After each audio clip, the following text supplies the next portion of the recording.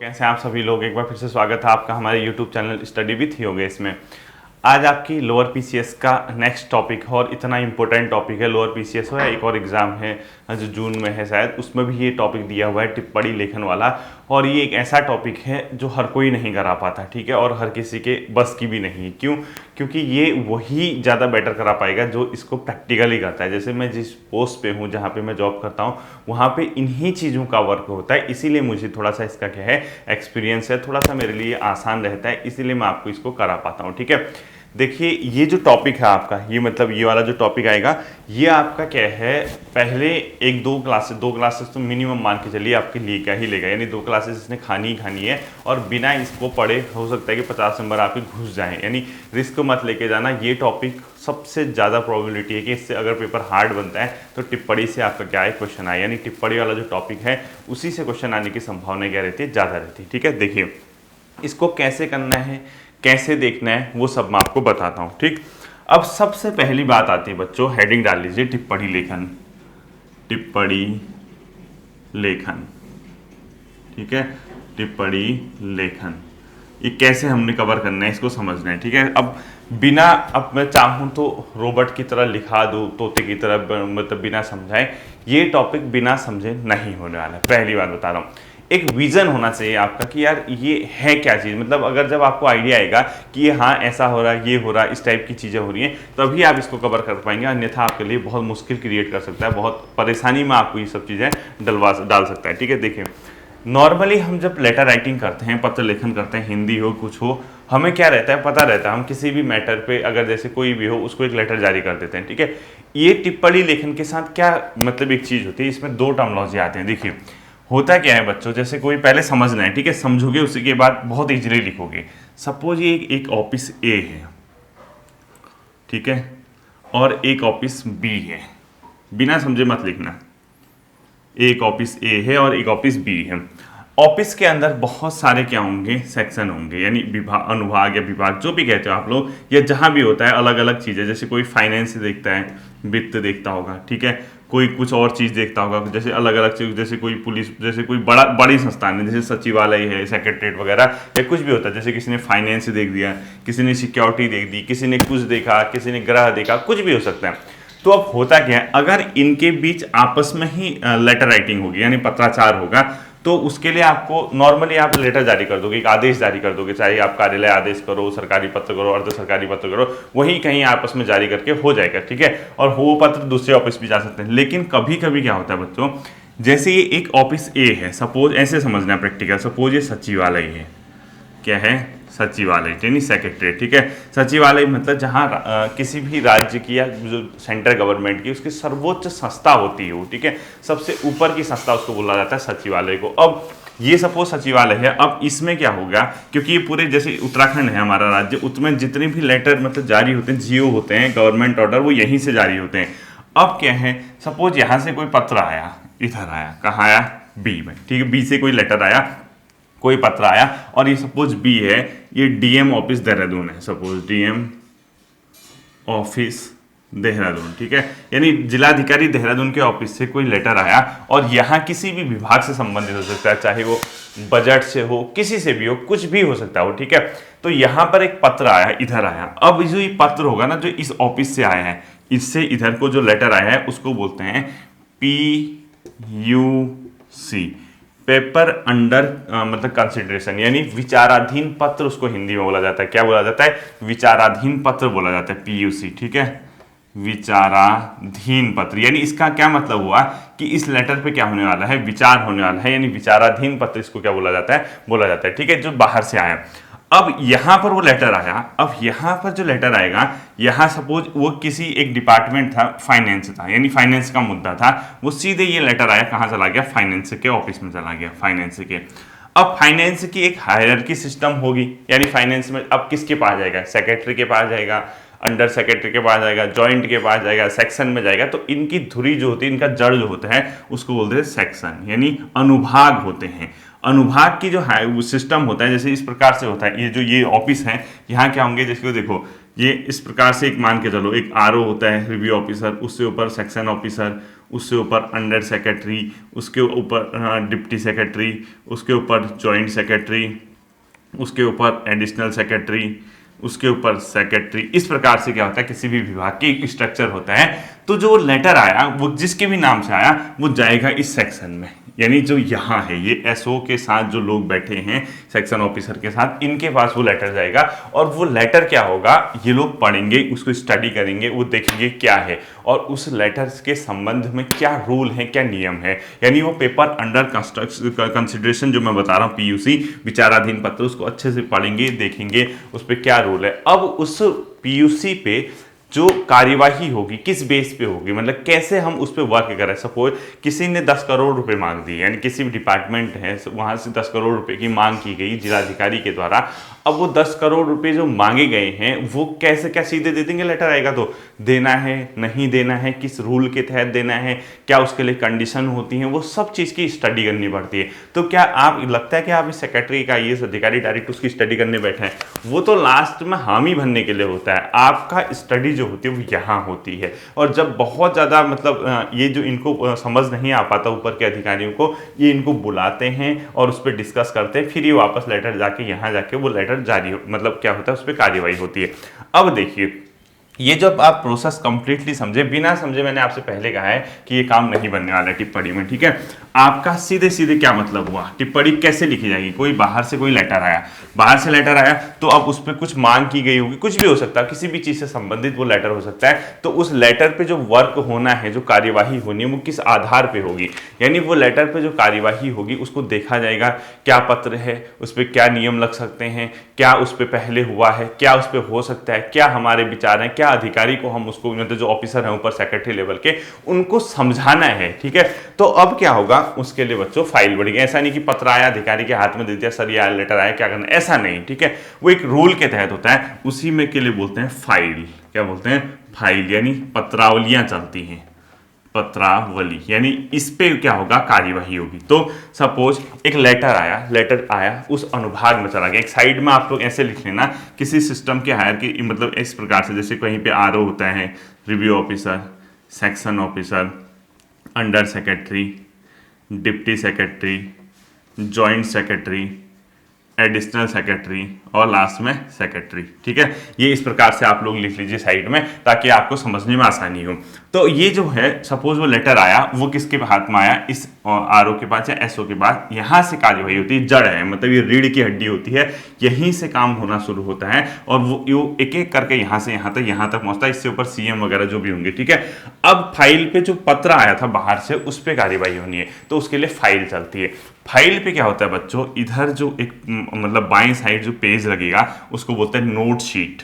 क्या बोलते हैं, नोट शीट। इसी पे क्या लिखी जाती है, टिप्पणी लिखी जाती है। और राइट हैंड साइड पे जो लगेगा वो PUC लगेगी, पेपर अंडर कंसिडरेशन, जिसको मैंने अभी विचाराधीन पत्र बोला। तो क्या होगा, अब इस लेटर में क्या मांग की गई है, क्या रूल हो सकता है, क्या किया जा सकता है, इन सब चीजों को समराइज करते हुए यहां से वो नोटशीट लिखना शुरू किया जाएगा इसके आधार पे। और वो किसको बताना है, लास्ट में आपका जो ऊपर के अधिकारी हैं उनको समझाना है, जो बताना है। तो वैसे सपोज बता दिया कि कृपया, मतलब ये लिखेगा, ये लोग लिखेंगे तो इसके लिए लिखेंगे, इसने लिख दी तो अपने से ऊपर, यानी अपने से ऊपर वाले अधिकारी के लिए लिखते हैं।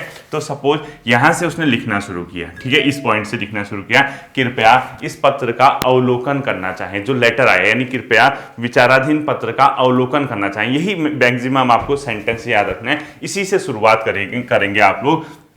कृपया विचाराधीन पत्र यानी पेपर अंडर कंसिडरेशन का अवलोकन करना चाहें। सबसे पहली लाइन, अवलोकन करना चाहें, ऐसे ही लिखना है, ठीक है। इस प्रकार से आप लोग लिखोगे। लेकिन ये किसके लिए लिखा है आपने, आप जिस भी अधिकारी के लिए लिख रहे हो, ठीक है। चाहे आप मतलब यहाँ से जैसे ये सेक्शन से लेटर बनना शुरू होता है, आप इसके लिए लिखोगे, अनुसचिव के लिए लिखोगे। आपके वहाँ अनुसचिव नहीं है तो डिप्टी सेक्रेटरी यानी उप सचिव के लिए लिखोगे, उप सचिव नहीं है तो आप संयुक्त सचिव के लिए लिखोगे। यानी जहाँ पर जो पद खाली होगा आप उससे आगे वाले के लिए लिख लेना, उसको छोड़ देना। तो ये पेपर में आपका दिया होगा, आपसे कहेगा आप अनुभाग अधिकारी हैं तथा अपने उप सचिव के लिए, अपने अनुसचिव के लिए, और उस ये मैटर है एक विचाराधीन पत्र, ऐसा लेटर आया है, इस पे एक टिप्पणी लिखिए। तो सिंपल सी बात है, आपने लिखा यहाँ ऊपर लिख दिया, सपोज आप अनुसचिव के लिए लिख रहे हैं, ठीक है, अनुसचिव लिखोगे, डैश कर दोगे, ठीक है। कृपया विचाराधीन पत्र का अवलोकन करना चाहें, पहली लाइन है, या कृपया विचाराधीन पत्र संख्या, यानी जिस लेटर नंबर जो पड़ा होगा, जिस संख्या और या दिनांक, सीधे सीधे जिस डेट का आया होगा लेटर, ठीक है, इस प्रकार से आप इसको अभी ये मत सोचना कि सर ये क्या हो रहा है, हमारे को समझ में नहीं, ये तो मैं आपको सिर्फ समझा रहा हूँ, ये तो प्रैक्टिकली आप समझोगे ना ये कैसे करना है करके, ये तो मैं बता रहा हूँ, मतलब मोटी मोटी समरी मैंने आपको बता दी। कृपया विचाराधीन पत्र तद दिनांकित, या दिनांक भी लिखो या नहीं भी लिखो, का अवलोकन करना चाहें। कृपया दूसरे तरीका से होता है, कृपया विचाराधीन पत्र जिलाधिकारी देहरादून का था ना मैंने, सपोज पीयूसी डीएम देहरादून के वहां से आई है, देहरादून, ठीक है, देहरादून, कृपया विचाराधीन पत्र जिलाधिकारी देहरादून का अवलोकन करना चाहें, ऐसे भी आप लोग लिख सकते हैं। उसके बाद जैसे ही आपने ये लिखा तो सीधे सीधे देखिए मैं कैसे बताता हूं, एक पहले सिंपल सी बात है, क्या हो रहा है देखो, कुछ नहीं हो रहा बच्चों, घबराने की जरूरत नहीं है, मैं हूं ना बताने वाला, तो क्यों टेंशन ले रहे हो। जब ये अभी एक बार आपको कॉम्प्लिकेटेड लग रहा होगा, जैसे ही मैं इसको समझाऊंगा, कंप्लीट करूंगा, आपके लिए बहुत आसान हो जाएगा। देखिए हमारे पास ये होती है फाइल, ठीक है, इसको बोलते हैं, एक पेज ये होगा, एक दूसरा ये होगा, यहाँ पे क्या होगा, पेपर अंडर कंसिडरेशन पीयूसी, और ये होती है नोट शीट, नोट शीट, ठीक है, इसमें हम टिप्पणी लिखते हैं, जिसको आप टिप्पणी बोलते हैं ना, इसी में शुरू होती है नोट शीट। और इसमें क्या सब लिखा जाएगा, इसका समराइज, यानी आपको अपने अधिकारी को बताना है कि क्या है, क्या मैटर है, क्या किया जा सकता है, और निर्णय आप लोग, ठीक है, आप बताओगे ऊपर वाले को ये कंडीशन है, ऐसा हुआ था, ये हो सकता है, आप इस पर निर्णय करना चाहें। अधिकारी को लगा हाँ सहमत हूं भाई, जो लिखा है इसने सही है, इस पर क्या किया जा सकता है, निर्णय लिया जा सकता है, तो वो क्या कर देगा, उस पर साइन कर देगा। तो सिंपल सी बात है, क्यों घबराने की जरूरत है, ठीक है। तो जैसे आया, आपने ये शुरू किया, आपने क्या कर दिया, यहां से आप सपोज सेक्शन से लिख रहे हैं, तो आपने अपने ऊपर वाले को यानी अनुसचिव को लिखा, अनुसचिव डैश करोगे, ठीक है। कृपया यहां से, कृपया, अभी ये सब समझा रहा हूं, ठीक है, विचाराधीन पत्र कॉमा दिनांक, जो भी लेटर पे लिखा होगा, का अवलोकन करना चाहे, अवलोकन करना चाहे, ठीक है, फुल स्टॉप। अब जैसे ये लिखा, नीचे .2 लिखोगे, सीधे हमेशा यही रहेगा, ठीक है, .2, ये इसका .1 नहीं, फिर बताओगे उसको विचाराधीन पत्र के माध्यम से, विचाराधीन पत्र के माध्यम से, यानी जो विचाराधीन पेपर अंडर कंसिडरेशन है उसके माध्यम से अवगत कराया गया है कि, यानी क्या बताया गया है, अवगत कराया गया है कि।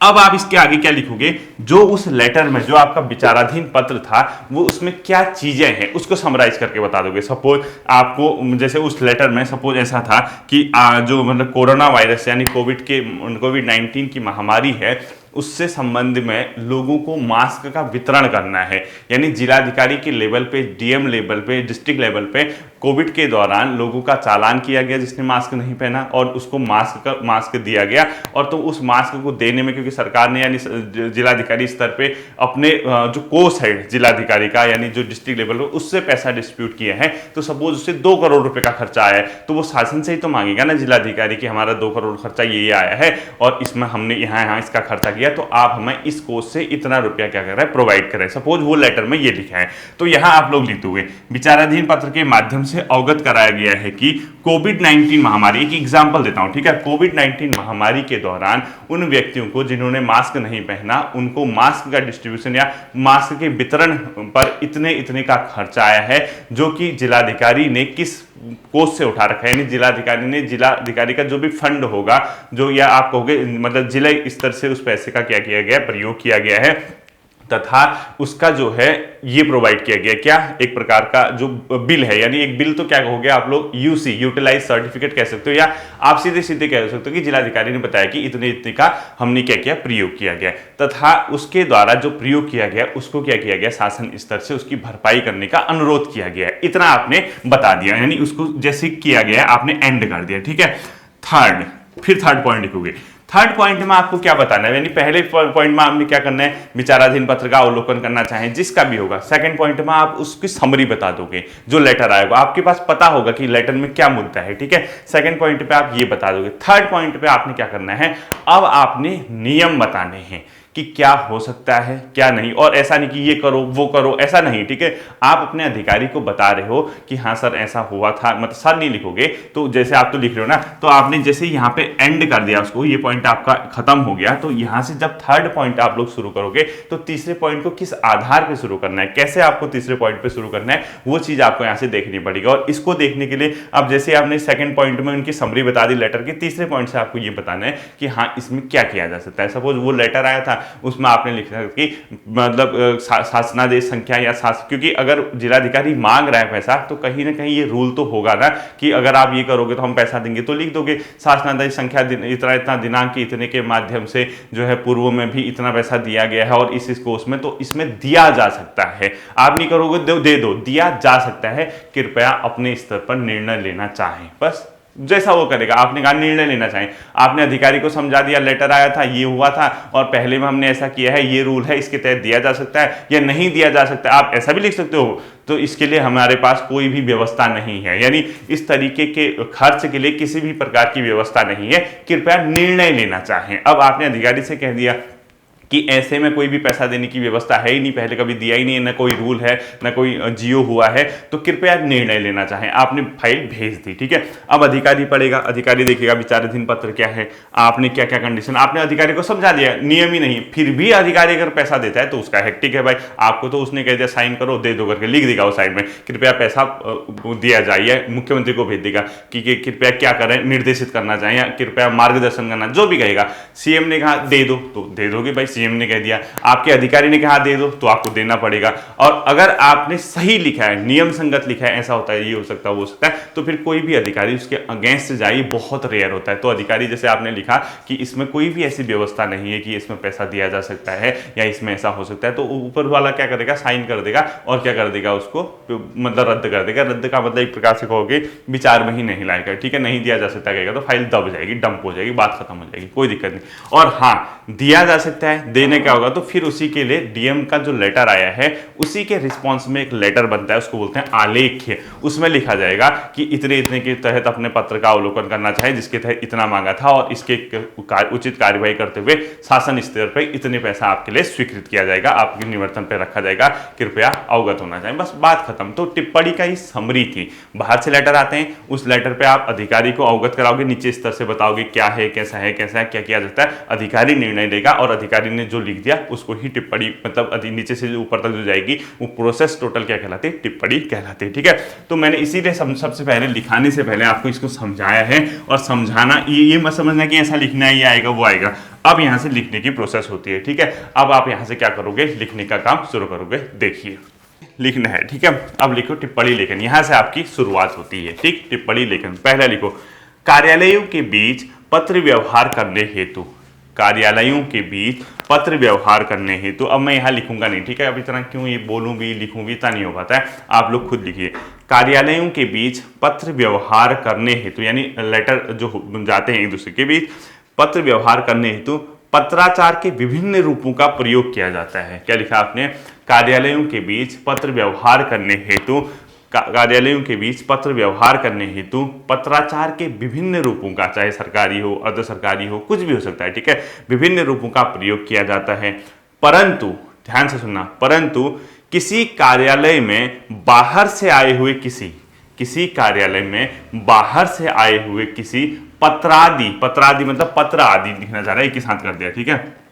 परंतु कार्यालय में बाहर से आए हुए किसी पत्रादि पर कार्यवाही करने से पूर्व, क्या लिखा आपने, परंतु कार्यालय में आए किसी बाहर से आए किसी पत्रादि पर कार्यवाही करने से पूर्व एक या एक से अधिक अधिकारियों, एक या एक से अधिक अधिकारियों, अब वो साइड में याद रखो जो मैंने लिखे थे, अब किसी भी लेवल पे हो सकता है, हर किसी की अपनी पावर है। कई ऐसे मुद्दे होते हैं जो सीएम तक जाते हैं तो सीएम तक जाएगा, कई ऐसे होते हैं जो चीफ सेक्रेटरी लेवल तक जाते हैं, कई ऐसे होते हैं जो एडिशनल चीफ सेक्रेटरी तक जाते हैं, कई ऐसे होते हैं जो सेक्रेटरी लेवल पे खत्म हो जाते हैं, कई होते हैं एडिशनल सेक्रेटरी पे, कई होते हैं ज्वाइंट सेक्रेटरी पे, कई होते हैं अंडर सेक्रेटरी, कहीं पे भी वो एंड हो सकता है। ठीक है, तो क्या लिखा आपने, कार्यालयों के बीच पत्र व्यवहार करने हेतु पत्राचार के विभिन्न रूपों का क्या किया जाता है, प्रयोग किया जाता है, परंतु किसी कार्यालय में बाहर से आए हुए किसी पत्रादि पर कार्यवाही करने से पूर्व एक या एक से अधिक अधिकारियों तथा सहायकों में, एक या एक से अधिक अधिकारियों, एक या एक से अधिक अधिकारियों तथा सहायकों में वस्तु स्थिति को समझने तथा संक्षेप में प्रस्तुत करने की आवश्यकता होती है। वही तो मैंने कहा ना, जैसे देखो नॉर्मल लेटर राइटिंग होगी तो कोई भी भेज देगा सरकार, लेकिन बाहर से कोई लेटर आता है तो उस लेटर में क्या है, यानी उसकी वस्तु स्थिति क्या कंडीशन है, उसको समझने के लिए एक या एक से अधिक अधिकारियों तथा सहायकों जो क्लरिकल लेवल पे होते हैं, ठीक है, मैं वस्तु स्थिति को समझने तथा संक्षेप में प्रस्तुत करने की क्या होती है, आवश्यकता होती है। वही तो मैंने कहा, जैसे लेटर आया, अब अधिकारी को थोड़ा दे दोगे ये लेटर आ रहा है सर पढ़ो इसको, आपको समराइज करना है, आपने उसको ऐसा लेटर बना मतलब नोटशीट पे लिख के देना है कि अधिकारी के सीधे समझ में आ जाए, उसके हाथ में फाइल आते ही, वरना वो कैसे समझेगा क्या रूल। अब देखो डिपार्टमेंट तो चेंज होते रहते हैं, निर्णय लेते हैं ऊपर के अधिकारी, किसी के पास कभी ग्रह है कभी पर्यटन है, उसको कैसे समझ में आएगा, तो उसको आपको समराइज करके देना है। ठीक है, क्या लिखा आपने, एक या एक से अधिक अधिकारियों तथा सहायकों में वस्तुस्थिति को समझने तथा संक्षेप में प्रस्तुत करने की आवश्यकता होती है। इन सब फुल स्टॉप करके, इन सब कार्यों को करने ऑब्लिक कराने के लिए फाइलों आदि पर जो लिखित रूप से प्रस्तुत की जाती है, इन सब कार्यों को करने ऑब्लिक कराने हेतु, इन सब कार्यों को करने ऑब्लिक कराने हेतु फाइलों आदि पर जो लिखित रूप में प्रस्तुत किया जाता है उसे टिप्पणी कहा जाता है। तो सिंपल तो है, देखिए मैंने पहले समराइज कराया आपको, बाहर से कोई लेटर आया होगा, उस लेटर पे क्या है, उसकी कंडीशन को समझना है, क्या किया जा सकता है, वो 2-3 लोग उसको अधिकारी या सहायक स्तर पे उस पर डिस्कस करते हैं। तो इन सब कार्यों को करने के लिए फाइल आदि पर जो लेखन कार्य होता है, यानी फाइलों आदि पर जो लिखित रूप में प्रस्तुत किए जाते हैं वो क्या कहलाते हैं, टिप्पणी कहा जाता है। ठीक है, आकार व संरचना की दृष्टि से टिप्पणी 3 प्रकार की होती है। क्या लिखोगे, टिप्पणी। अब ग्रुप सी वाले ये मत कहना सर आयोग ने 2 दिया था, वो वनडे एग्जाम की बात नहीं चल रही है, यहाँ लेखन क्या है, ठीक है, आयोग लोक सेवा आयोग के लिए आप लेटर लिख रहे हो और ये प्रैक्टिकल चीजें हैं। तो क्या हो गया आपका, कार्यालयों के बीच पत्र व्यवहार को करने एवं पत्राचार के विभिन्न रूपों का प्रयोग किया जाता है,